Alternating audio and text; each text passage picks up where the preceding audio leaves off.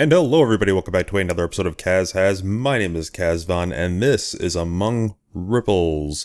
This is a game by Eat, Create, Sleep, and they've created it, they said, in an effort to push the boundaries of what a game can be. So basically, we are in control of this pond. Let me load into the game here. You can see that the art style is really cool. It's all like, looks watercolory, except for the things you interact with are actually more vector arty. And basically all you do is kind of play with the systems of the pond. So if I hold my left click and drag left and right, I can increase or decrease the amount of oxygen that is in the pond. Let's see what that does here. I can spawn lobsters if I click this log. Crayfish, I guess, not lobsters. I can spawn clams if I click here.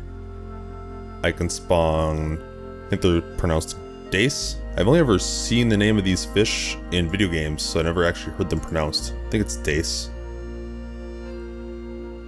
And if I'd like, I can spawn some perch from this branch over here, or this little bush of seaweed, I guess? From this other little bush, I can spawn pike. And then finally, from up here in this tree, I can summon an otter. And that is pretty much all you can do.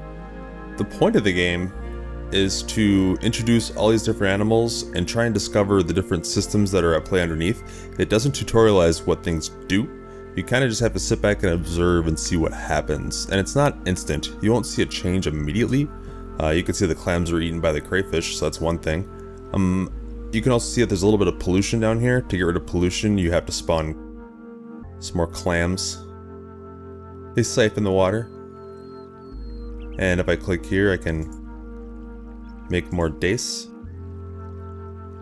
But basically, that's the game. You just kind of tool around. There's no win state. There's no failure conditions.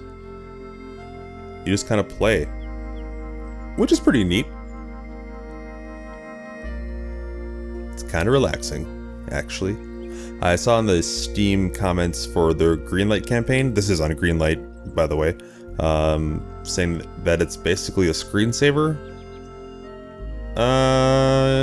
It's a little more than a screensaver, I guess. Like, I don't know what some of the things are.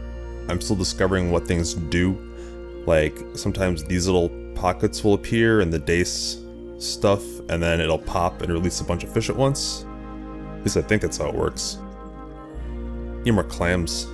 Getting a little cloudy in here. I haven't really noticed a whole... Well, I guess if I turn down the oxygen, it gets more polluted. Like, you'd think if you turn down the oxygen that the seaweed and stuff would die, but it doesn't seem to grow either. So I don't know if that actually has an effect or not. I'm gonna spawn more of these guys. You can see my pike died because it didn't. So from what I've experimented with in this, is that if you have a perch and it can feed on dace, then it'll grow.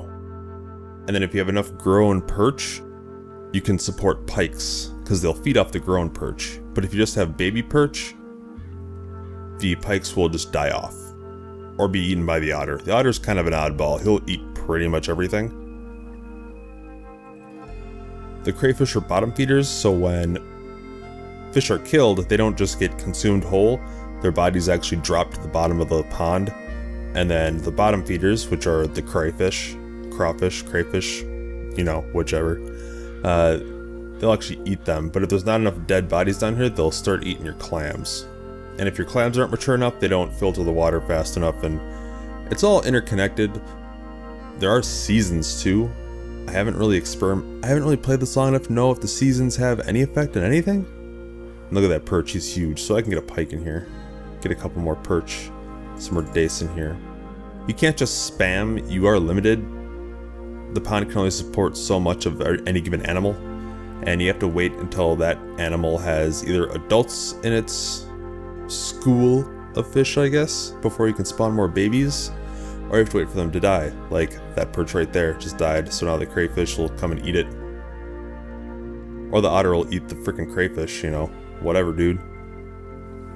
I also noticed that I tried playing this without an otter at all, and eventually I had so much life in my pond that an otter just jumped in, started eating everything. So I guess random stuff like that can happen too. So that's kind of cool. But yeah, there's really not a whole lot much else to say about this besides it is free on Game Jolt, and if you want to vote for it on Steam Greenlight, you can. Links to everything will be in the description. Not really much to say about it. It's just kind of relaxing. And if you need something relaxing, this is here for you, I guess. Thank you very much for watching. I'll see you next time.